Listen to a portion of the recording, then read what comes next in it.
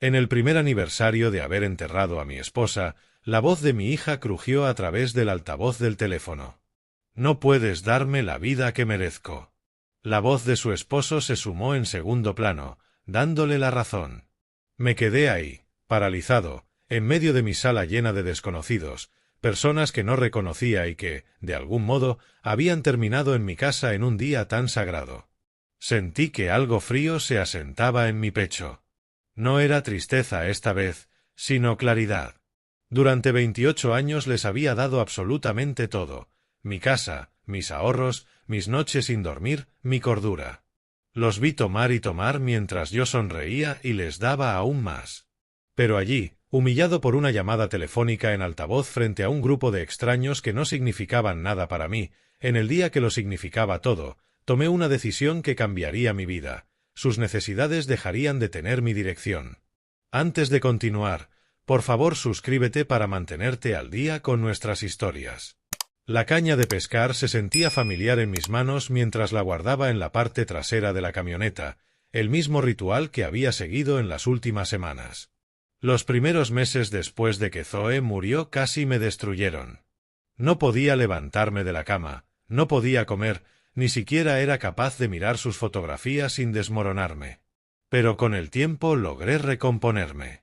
Retomé mis rutinas, empecé a ocuparme de la casa de nuevo e incluso volví a disfrutar de pequeñas cosas, como mi café por la mañana.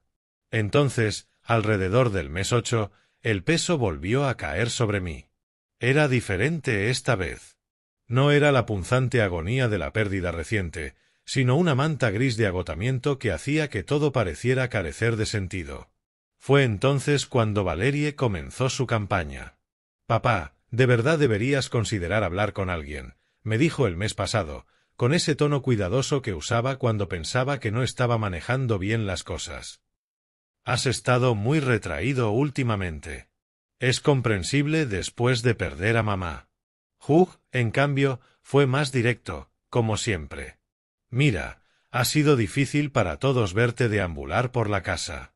Tal vez pasar un tiempo fuera ayudaría a todos». La forma en que dijo todos dejó claro que en realidad quería decir que yo lo estaba incomodando a él. Llevaban viviendo en mi casa 3 años, ahorrando para comprar la suya, y al parecer mi duelo estaba perturbando su felicidad doméstica. Nunca he creído en los terapeutas. Los hombres de mi generación afrontábamos las cosas de otra manera. Así que llegamos a un compromiso: volvería a pescar, saldría a tomar aire, les daría espacio. «Tu vía de escape», lo llamó Valerie, sonriendo como si me estuviera haciendo un favor. Y ahí estaba yo, cargando el equipo para otro fin de semana en el lago. La misma rutina que había mantenido la paz en mi casa durante semanas. La ironía no se me escapaba, lamentando la muerte de mi esposa al abandonar el hogar que construimos juntos para que mi hija y mi yerno tuvieran privacidad en mi propia casa. Llamé a Valerie antes de salir el viernes por la mañana. «¿Todo bien en casa?», pregunté, escuchando de fondo los sonidos familiares de mi cocina. Probablemente estaba preparando sus elaborados desayunos de fin de semana que dejaban harina en todas partes. «Oh sí, papá. Todo está perfecto aquí, no te preocupes por nosotros», respondió alegremente.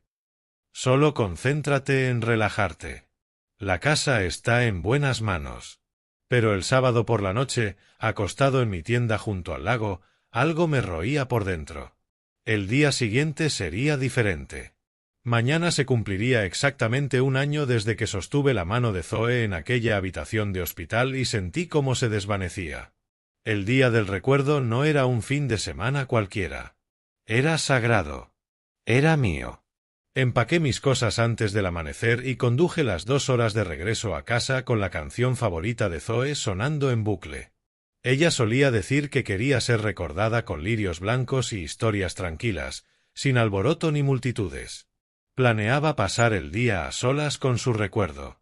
Quizá revisar nuestros álbumes de fotos. Definitivamente visitar su rincón favorito del jardín. Pero al llegar a mi casa, vi coches desconocidos alineados en la calle. Mi corazón empezó a latir con fuerza mientras me acercaba a la puerta y escuchaba voces, muchas voces, provenientes del interior.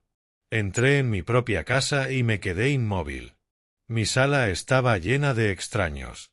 Completos desconocidos bebiendo de mis tazas, sentados en mis muebles, riendo a un volumen obsceno en un lugar que debía estar en silencio reverente. Una mujer a la que nunca había visto estaba moviendo las flores del altar que había preparado con tanto cuidado para Zoe, apartándolas para hacer espacio a una bandeja de comida. «Disculpe», dije. Una mujer con un peinado perfectamente arreglado se volvió hacia mí, sosteniendo la taza de café favorita de Zoe como si fuera suya. «Creo que hay algún error. Tenemos este lugar reservado hasta el mediodía de mañana». La miré a ella y luego al hombre que se servía comida de mi refrigerador con total naturalidad. «¿Reservado?», repetí, saboreando lo extraño de la palabra. «Sí», intervino un hombre con polo de golf, sin siquiera mirarme. «Muy buen sistema de alquiler el que tienes aquí. Muy auténtico». Hizo un gesto alrededor de mi sala, con mi taza en la mano. «Aunque no esperábamos que aparecieras tan temprano». Mis piernas se sentían inestables. Estas personas pensaban que mi casa era un alquiler vacacional.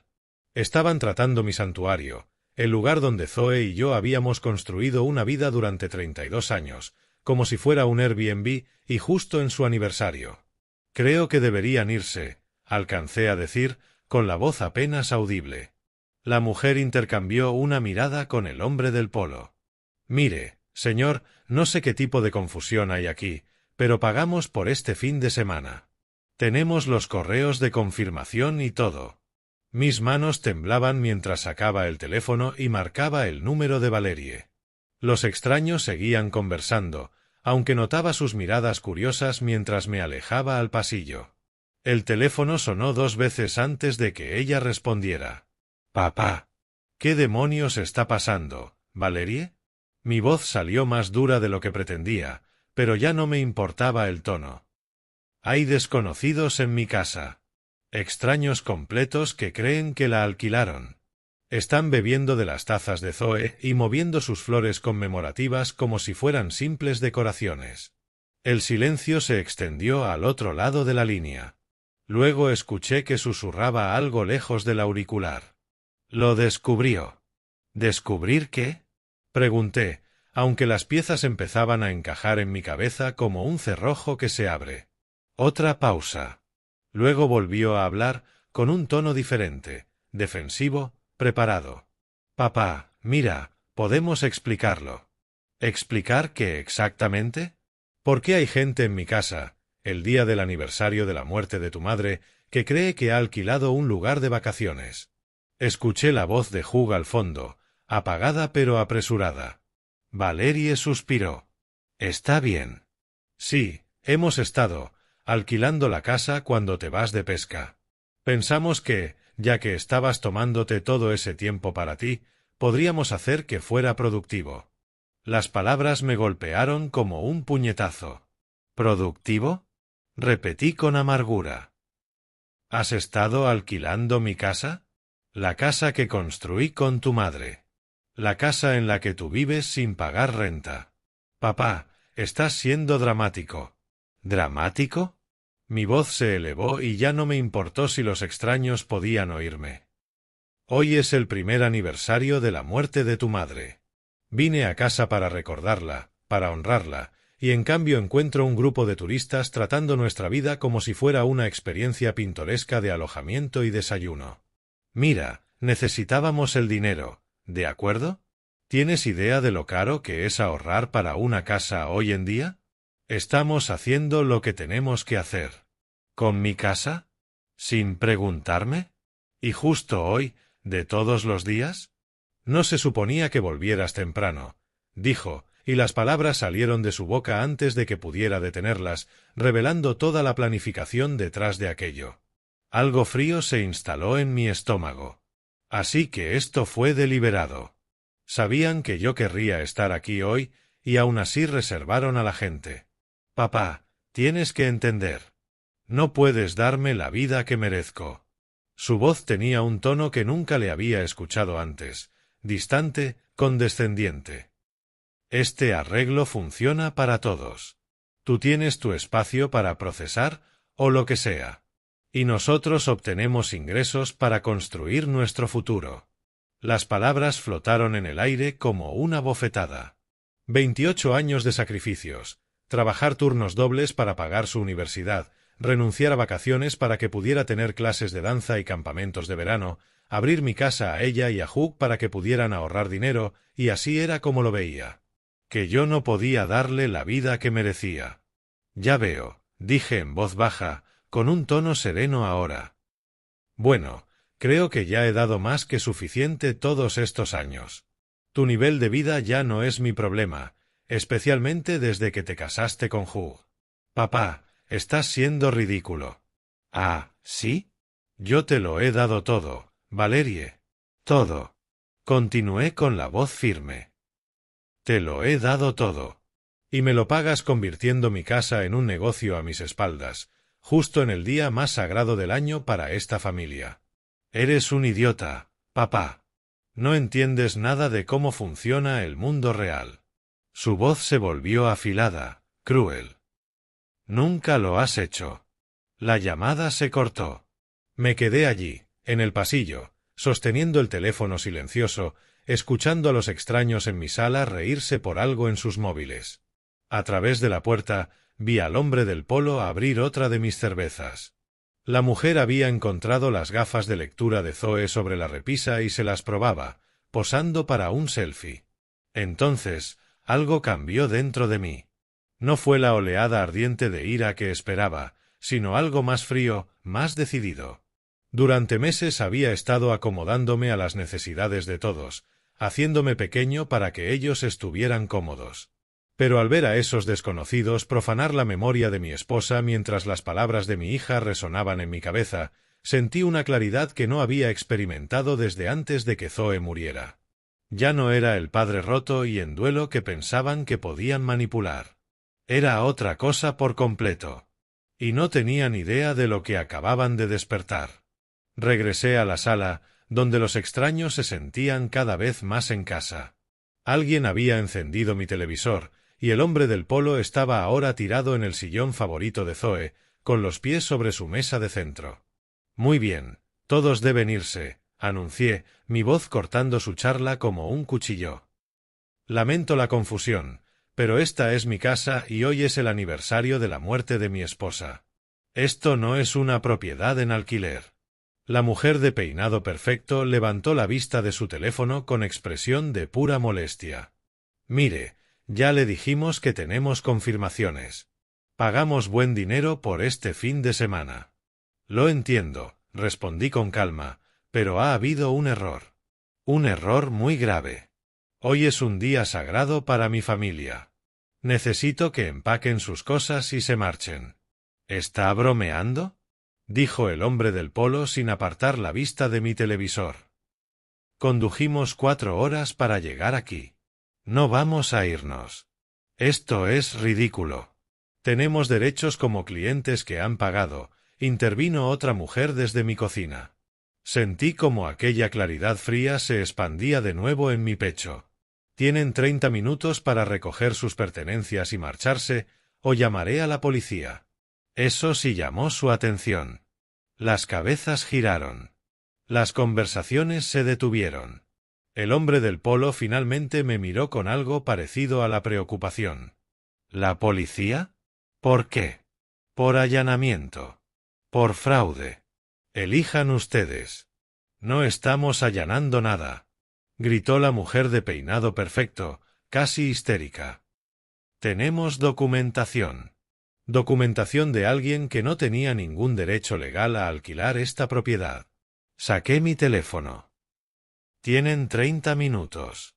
Los vi intercambiar miradas y las primeras grietas aparecieron en su fachada de falsa seguridad.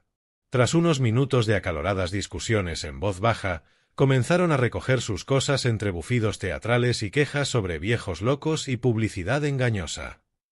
Será mejor que nos devuelvan el dinero, advirtió el hombre del polo mientras arrastraba su maleta hacia la puerta. Cada centavo, más una compensación por este acoso. Eso es asunto suyo con quien les haya cobrado, respondí con frialdad.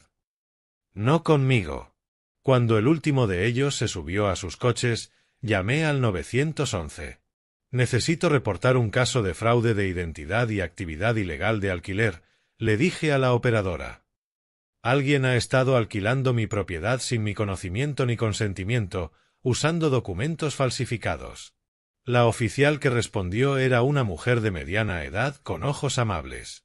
Escuchó con paciencia mientras le explicaba la situación y tomó notas mientras le mostraba el altar que había preparado, las fotografías de Zoe, las pruebas de que esto era claramente una residencia privada y no una propiedad en alquiler. ¿Sabe quién podría estar detrás de esto?, preguntó la oficial Brennan. Antes de que pudiera responder, el coche de Valerie y Hugh chirrió en la entrada. Irrumpieron por la puerta principal como si fueran los dueños del lugar, lo que empezaba a parecer que realmente creían. «Papá, ¿qué demonios hiciste?», gritó Valerie, el rostro enrojecido de furia. «Acabamos de recibir llamadas de esos huéspedes exigiendo reembolsos». La oficial Brennan levantó la vista de su libreta con un súbito interés. Hugh dio un paso al frente, la mandíbula tensa. «Oficial, creo que hay un malentendido. Nosotros ayudamos a administrar esta propiedad por él. Se confunde a veces, especialmente desde que falleció su esposa». «Ah, ¿sí?», dijo la oficial con un tono neutral, aunque noté un leve endurecimiento en su mirada. Había escuchado esa excusa antes. «Sí», intervino Valerie, adoptando esa voz dulce y preocupada que usaba cuando quería salirse con la suya. «Hemos estado ayudando a papá con la parte administrativa. Él quería alquilar la casa cuando se va de pesca, pero a veces se olvida de los acuerdos». Sentí como una risa se acumulaba en mi pecho. No era humor, era algo más oscuro. «Oficial Brennan, me gustaría ver esa documentación de la que hablan, especialmente cualquier cosa con mi firma». Hugh y Valerie intercambiaron una mirada que duró una fracción de segundo demasiado. «Nosotros manejamos las reservas digitales», dijo Hugh con cautela. «Todo se hace en línea hoy en día». «Ya veo». «¿Y mi firma en los contratos de alquiler?». Otra pausa. «Nos diste autorización verbal», intentó decir Hugh. «¿Para falsificar mi firma en documentos legales?», pregunté con calma, casi con curiosidad. «Oficial, jamás le di permiso a nadie para alquilar mi casa. Nunca he visto un solo centavo de ingresos por alquiler, y desde luego, jamás firmé nada que lo autorizara». La oficial Brennan se volvió hacia Valerie y Hugh. «Necesito ver toda la documentación relacionada con estas transacciones de alquiler.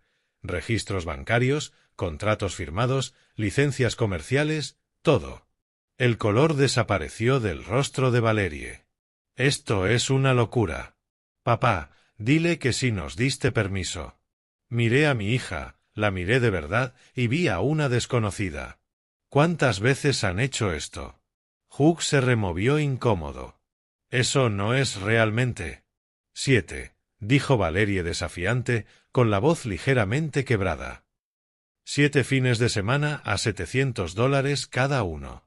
Dinero que necesitábamos desesperadamente mientras tú estabas por ahí sintiendo lástima por ti mismo». Los números me golpearon como un golpe en el estómago. 7 veces. 7 fines de semana en los que desconocidos habían dormido en mi cama, usado mi baño, se habían sentado en el sillón de Zoe.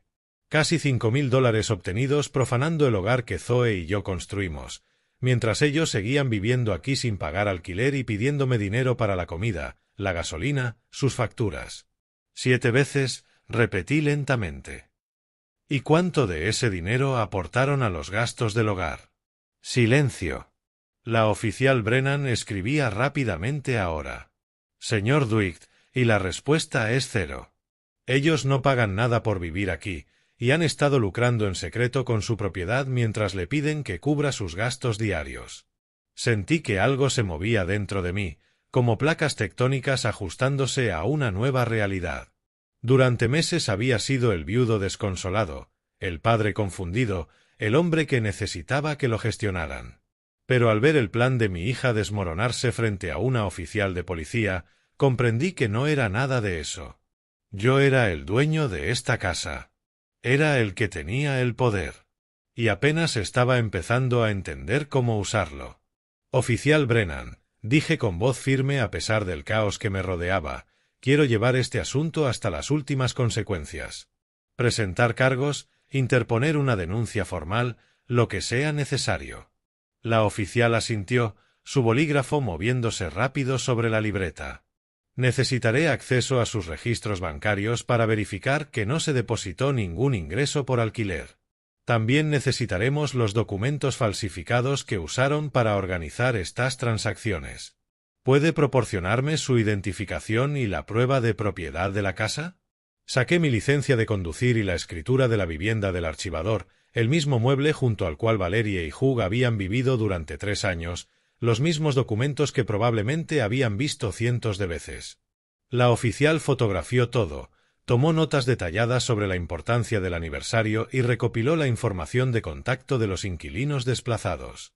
Nos pondremos en contacto en un plazo de 48 horas, señor Dwight.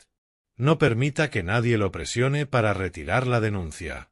El fraude de identidad y las operaciones de alquiler ilegales son delitos graves. Cuando la puerta se cerró tras ella, el silencio en mi sala era tan denso que se podía cortar con un cuchillo. Valerie y Hugh permanecían allí, su confianza anterior completamente evaporada, reemplazada por algo desesperado y miserable. «Papá, estás cometiendo un gran error», empezó Valerie, con esa dulzura manipuladora otra vez. «Hacíamos esto por todos. Por la familia». ¿Por la familia?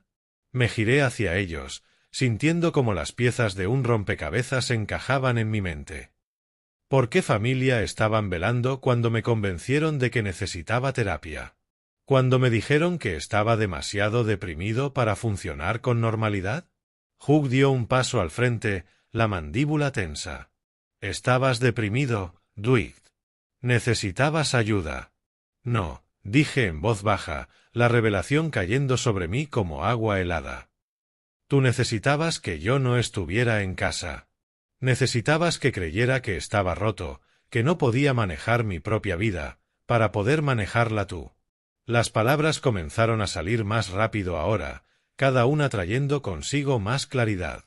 Me convencieron de que salir de pesca era sanador, que necesitaba espacio para procesar mi dolor. Pero en realidad, solo necesitaban que me fuera, para convertir mi hogar en su negocio personal. El rostro de Valerie se sonrojó. «Eso no es». Explotaron mi dolor. Continué, con la voz cada vez más firme. Tomaron mi debilidad, mis meses perdidos tras la muerte de Zoe, y la usaron como un arma.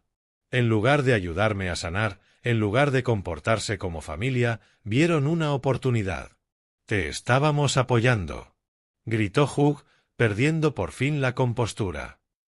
«Te dimos espacio. Cuidamos de la casa». «¿Cuidaron de la casa?» Me reí, aunque no había nada de humor en ello. «La convirtieron en un centro de ganancias. 7 veces. Dejaron que extraños durmieran en la cama que compartí con mi esposa durante 32 años. Permitieron que usaran su baño, se sentaran en su sillón, bebieran de sus tazas, todo mientras vivían aquí sin pagar renta y me pedían que cubriera sus gastos. La verdad se cristalizaba con brutal claridad.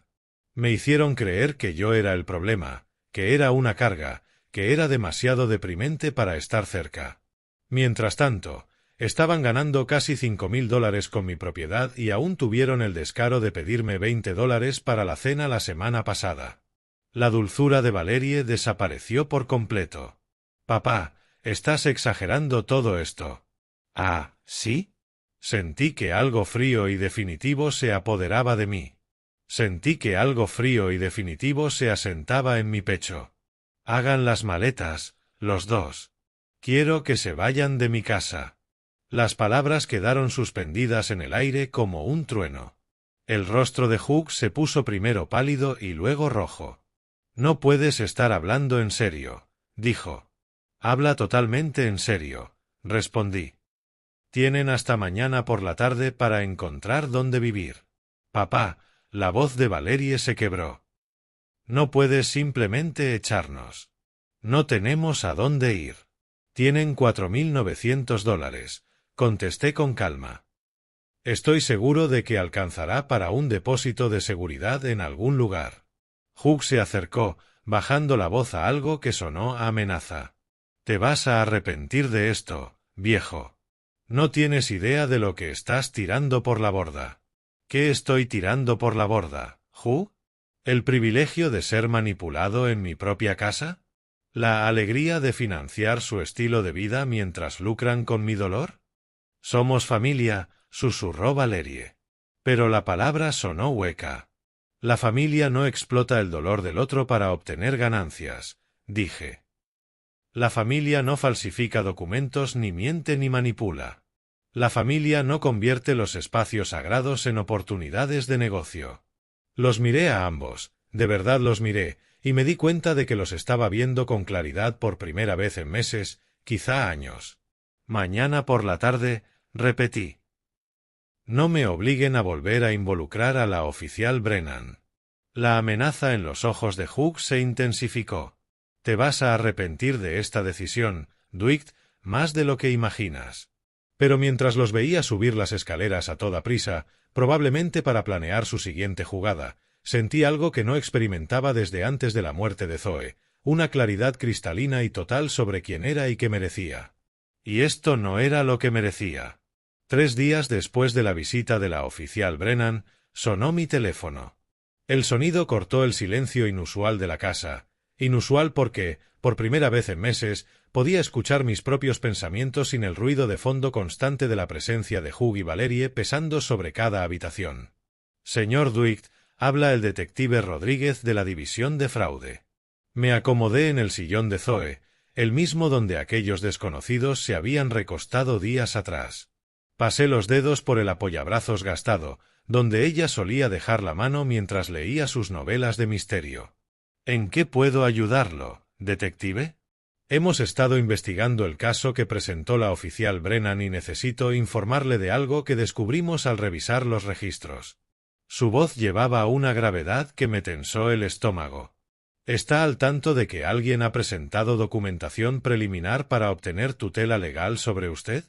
Las palabras resonaron en la quietud repentina de la sala. Pude oír el viejo reloj de péndulo que Zoe y yo compramos para nuestro 10º aniversario marcando en el pasillo, cada segundo estirándose como una pequeña eternidad.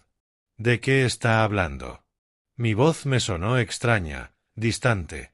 Servicios de Protección para Adultos tiene un expediente con su nombre desde hace 3 meses. Alguien lo reportó como potencialmente incapaz de cuidarse a sí mismo debido a una depresión severa y a un deterioro cognitivo tras la muerte de su esposa. Sentí que la sangre me abandonaba la cara. La habitación pareció inclinarse ligeramente y apreté el teléfono con más fuerza. 3 meses, susurré. Eso coincide con cuando empezaron a insistir en que necesitaba vías de escape y espacio para procesar. Hay incidentes documentados de conductas preocupantes y solicitudes de evaluación psicológica para determinar su competencia. Informes detallados sobre sus actividades diarias, su estado emocional, su capacidad para gestionar tareas básicas del hogar. Mi mente volvió a todas esas veces en que Hugh tenía el teléfono en la mano, diciendo que estaba enviando mensajes o revisando correos. La manera en que me hacía preguntas puntuales. Si había comido ese día, si me había duchado, si recordaba pagar las facturas. Preguntas que entonces habían parecido cuidadosas, pero que ahora se sentían como un interrogatorio. ¿Quién presentó esto? Pregunté, aunque ya lo sabía. Hugh Morrison, su yerno. El silencio que siguió fue tan denso que casi ahogaba.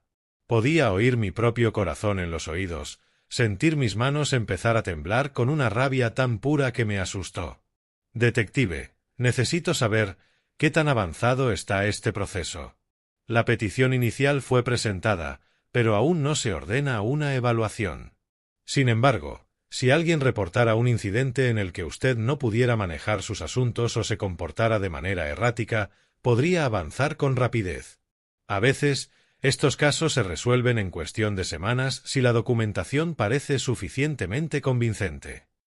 Pensé en todos esos viajes de pesca que me habían alentado a hacer. En todas esas conversaciones sobre terapia y buscar ayuda. en cómo Hugh parecía siempre estar documentando mis peores días con su teléfono, en el tono preocupado con el que le preguntaba a Valerie, siempre a mi alcance, si creía que yo estaba empeorando. «Iré ahora mismo a su oficina», dije, con la voz afirmándose en una determinación nueva. 2 horas después, estaba sentado frente al detective Rodríguez en una sala de conferencias estéril que olía a café quemado y desinfectante industrial. Las luces fluorescentes zumbaban arriba, proyectando sombras duras sobre las fotocopias esparcidas en la mesa entre nosotros. Documentos que pintaban el retrato de un hombre que yo no reconocía, un cascarón roto e incompetente, incapaz de gestionar las funciones básicas de la vida diaria. Señor Dwight, debo decirle que esta es una de las labores de documentación más sistemáticas que he visto en un caso así, dijo el detective, deslizando otra hoja hacia mí. Mire esta entrada de hace 6 semanas. Leí la letra ordenada de Hugh. El sujeto habló aproximadamente 10 minutos con la fotografía de su esposa fallecida esta mañana. Al preguntarle con quién hablaba, se mostró agitado y a la defensiva. Parece estar perdiendo contacto con la realidad. Recomiendo evaluación psicológica inmediata. Las manos se me cerraron en puños.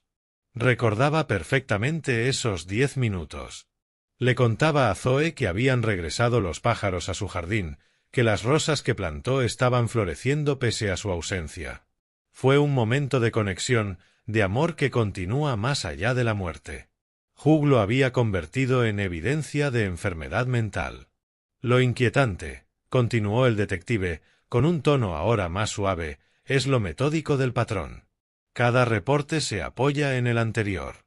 Documenta su duelo como deterioro psicológico, su independencia como incompetencia, su privacidad como comportamiento sospechoso. Pasé páginas y más páginas, cada una como una vuelta de cuchillo, informes de que descuidaba el mantenimiento del hogar mientras ellos cobraban en secreto ingresos de alquiler que deberían haber cubierto reparaciones, afirmaciones de que yo era financieramente irresponsable y no podía manejar facturas mientras drenaban ganancias y me pedían cubrir sus gastos diarios. Declaraciones sobre mi aislamiento social y mi retirada de actividades normales que ellos mismos desalentaban. Si hubiera logrado la tutela, explicó el detective, habría tenido control legal sobre sus finanzas, su propiedad, sus decisiones médicas, todo. Usted habría pasado a ser un no persona legal en su propia vida. ¿Podemos detener esto? Los cargos de fraude que estamos armando ayudarán mucho a su caso. Pero, señor Dwight, esto sugiere un patrón mayor de comportamiento depredador. Este nivel de documentación, esta aproximación sistemática, no creo que sea su primera víctima. Necesitamos ampliar la investigación. Cuando regresé a casa, el sol de la tarde se inclinaba a través de las ventanas de la cocina, iluminando motas de polvo que danzaban en la luz dorada. Encontré a Valerie y Hugh de pie a lados opuestos de la isla de cocina. Su lenguaje corporal gritaba tensión. Habían estado discutiendo. Podía oírlo en el modo en que el silencio cayó demasiado de golpe cuando entré, en cómo ambos se volvieron hacia mí con caras culpables. «Papá», empezó Valerie. Levanté la mano.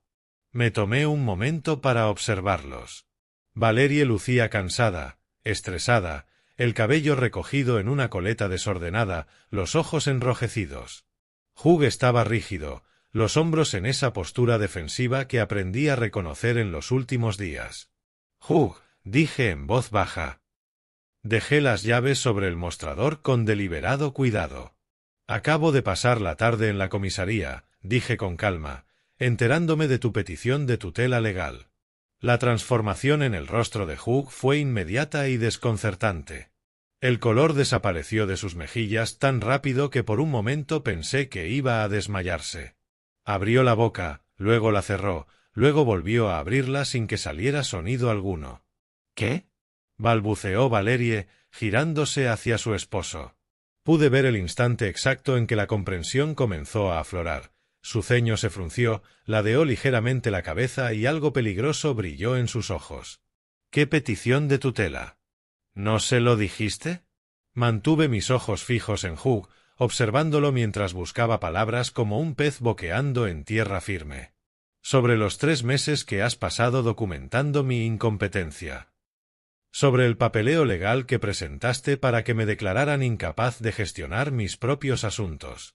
Papá, ¿de qué está hablando?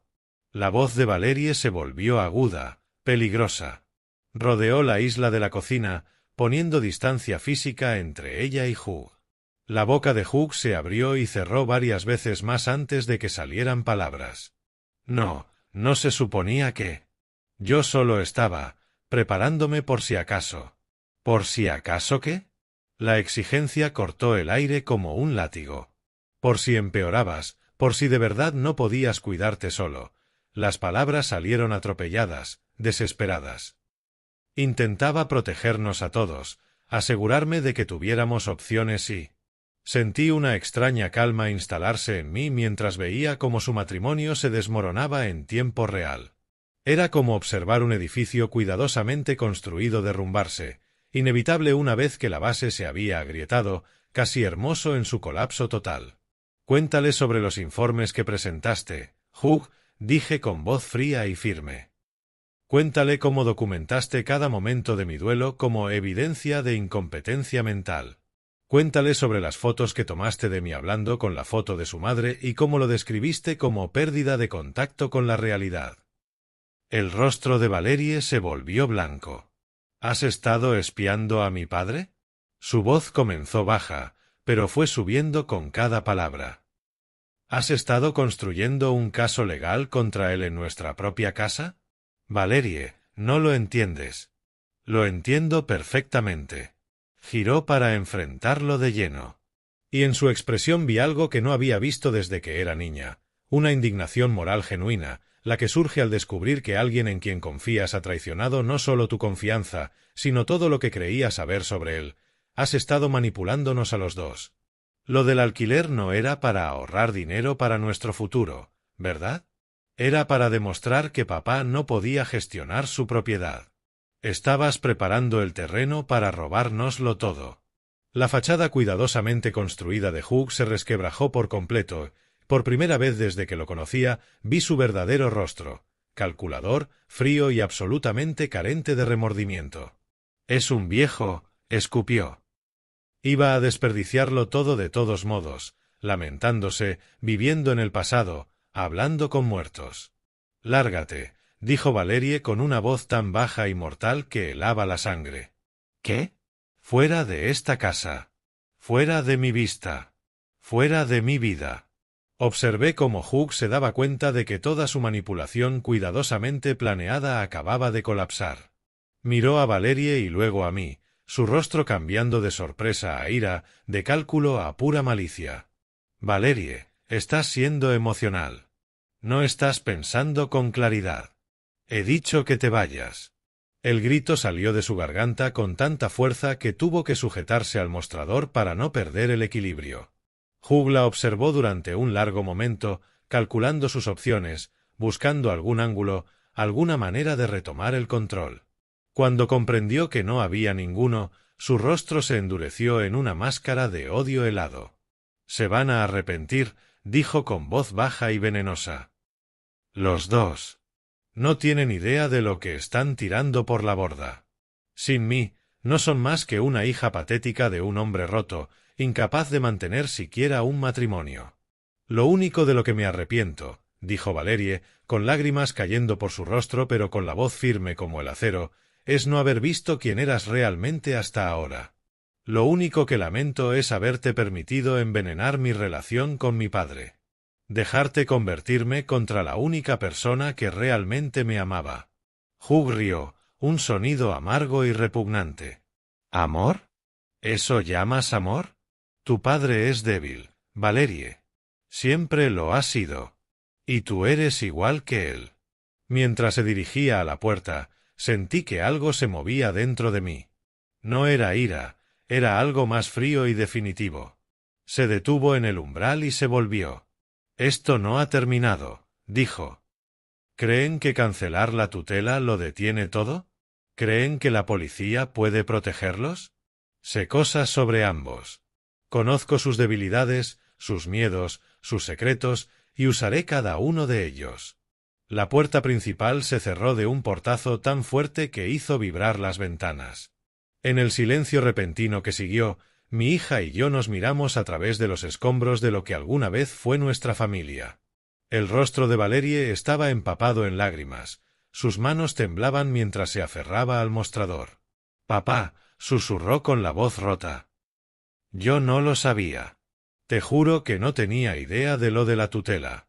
Pensé que solo estábamos intentando ganar un poco de dinero extra. Pensé que lo del alquiler había sido idea mía. Por primera vez en días, miré a mi hija y no vi a una enemiga, sino a mi niña. Manipulada, usada y traicionada tan completamente como lo había sido yo. Quizá incluso más, porque ella había confiado en él con su corazón.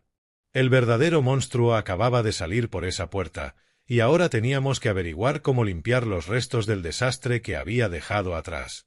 La noche en que Hugh se fue, Valerie y yo nos sentamos frente a frente en la mesa de la cocina donde habíamos compartido miles de comidas a lo largo de los años.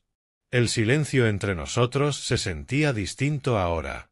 No era hostil, pero sí denso, cargado con el peso de todo lo que debía decirse. «Papá», empezó, con voz apenas audible. «Necesito que sepas cuánto lo siento.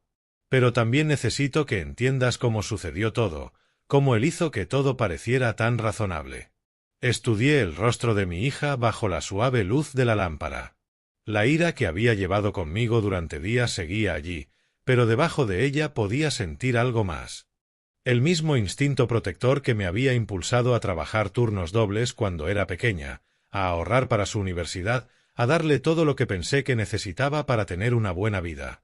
«Cuéntame», dije simplemente. Tomó aire con dificultad. Todo empezó unos 6 meses después de que mamá murió. Estaba preocupada por ti. Realmente preocupada. Te veía tan perdido, tan distante. Hugh dijo que había leído sobre el duelo complicado, sobre cómo podía volverse peligroso si no se trataba. Recordé aquellas conversaciones, lo preocupado que Hugh parecía, como sugería suavemente recursos y grupos de apoyo.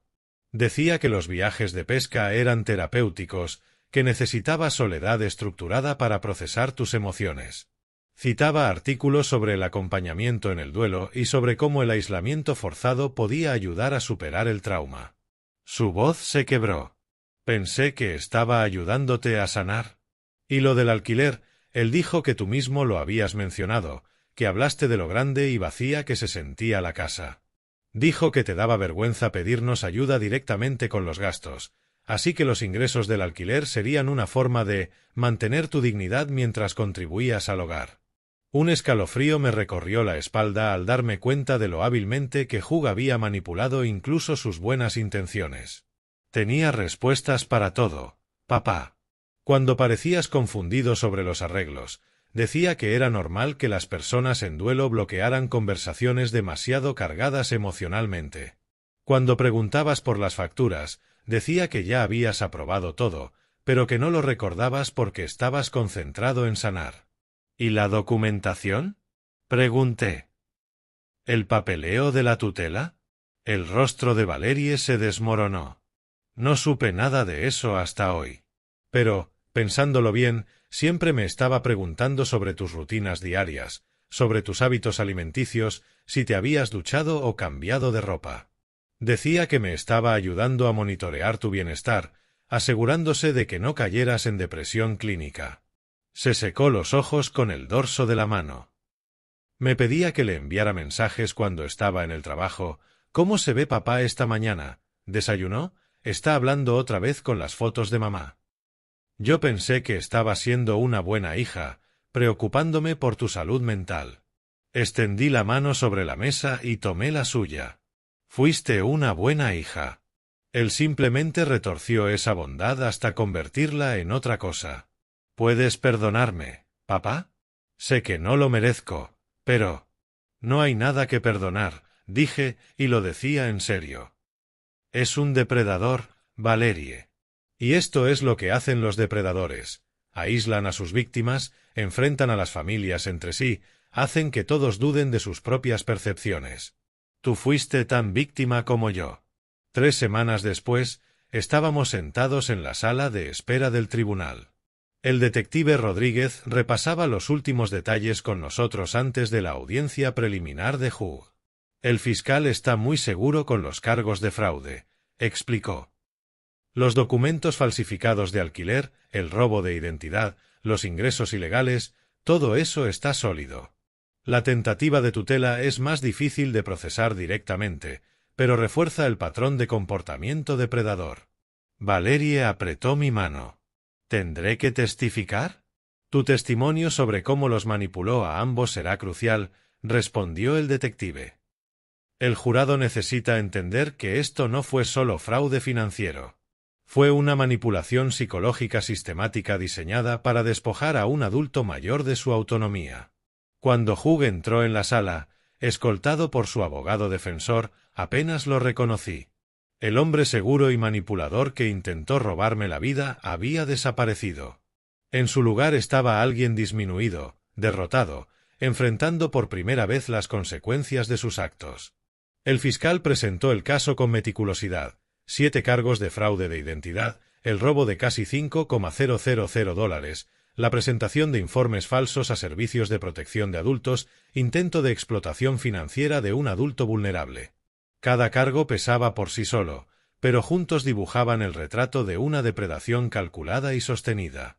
Cuando Valerie subió al estrado, su voz fue firme y clara. Relató con detalle cómo Hugh la había manipulado, cómo la convenció de que cada violación a mi privacidad y dignidad era, en realidad, un acto de amor y cuidado. Me hizo creer, testificó, que ayudarlo a documentar el comportamiento de mi padre era lo mismo que ayudar a mi padre. Convirtió mi preocupación por su bienestar en un arma contra su independencia. El abogado defensor intentó pintar a Hugh como un familiar preocupado que simplemente había tomado malas decisiones bajo presión. Pero cuando el detective Rodríguez presentó el expediente de tutela, meses de documentación sistemática diseñada para despojarme de mis derechos legales, la expresión del juez se endureció visiblemente. Cuando llegó el momento de mi declaración como víctima, me levanté lentamente, sintiendo el peso de todas las miradas sobre mí. Su señoría, comencé, Hugh Morrison no solo me robó dinero. Me robó la relación con mi hija. Me robó mi hogar, mi paz, mi capacidad de llorar la muerte de mi esposa con dignidad. Intentó robarme incluso mi identidad como adulto competente. Me giré para mirar directamente a Hugh, que no pudo sostenerme la mirada. Pero lo que él no tuvo en cuenta, continué, es que el duelo no debilita a una persona. El duelo te enseña que vale realmente la pena luchar. Él pensó que estaba manipulando a un anciano roto. En cambio, despertó a alguien que recuerda perfectamente cuán fuerte puede ser cuando se trata de proteger lo que importa. El juez dictó sentencia: 18 meses de prisión, 5 años de libertad condicional y la restitución completa de los fondos robados. Mientras el alguacil lo escoltaba fuera de la sala, Hugh finalmente me miró. Su rostro era una máscara de furia impotente. Me puse de pie, enderecé los hombros y sonreí. Luego saqué mi teléfono del bolsillo y tomé una foto de él con las esposas puestas.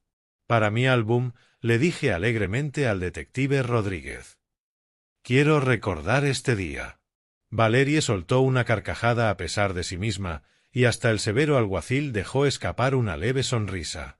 Al salir juntos del tribunal, Valerie entrelazó su brazo con el mío. «Entonces, ¿qué pasa ahora, papá?», preguntó. Lo pensé un momento, respirando el aire fresco de otoño, sintiéndome más liviano de lo que me había sentido en meses. «Ahora», respondí, «ahora volvemos a casa. Cenamos. Hablamos de tu madre. Y descubrimos cómo volver a ser una familia». «¿Solo los dos?», preguntó con un atisbo de esperanza. «Solo los dos», confirmé. «Y eso es más que suficiente».